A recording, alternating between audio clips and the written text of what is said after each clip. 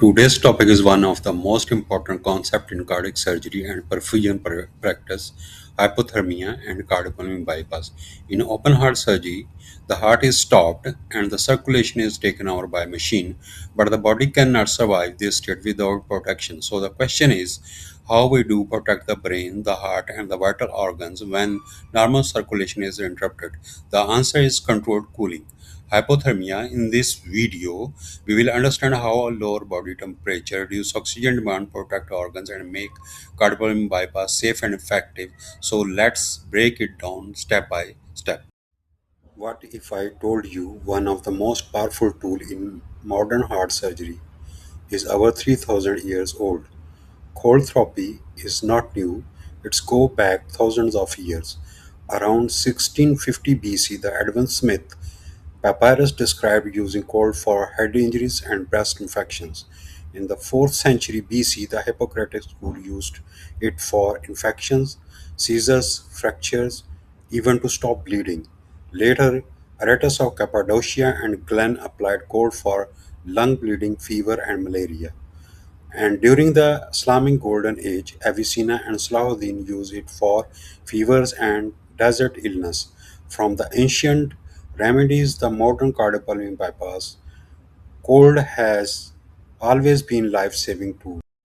In the 17th century, Girolamo Mercuriali used cold therapy on himself and his patients to treat renal colic. In 1669, Thomas Bartholin published the medicine uses of snow.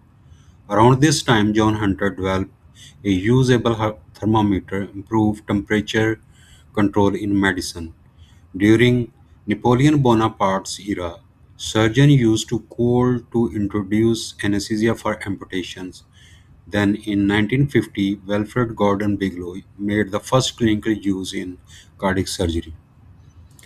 Soon after, F. John Lewis used surface cooling, and in 1958 John Seeley introduced deep hypothermic circulatory arrest.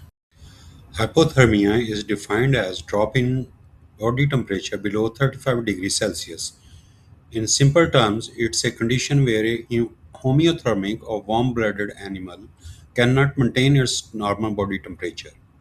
As the temperature falls below normal, the body metabolic process began to slow down, making temperature control critical in both medicine and surgery.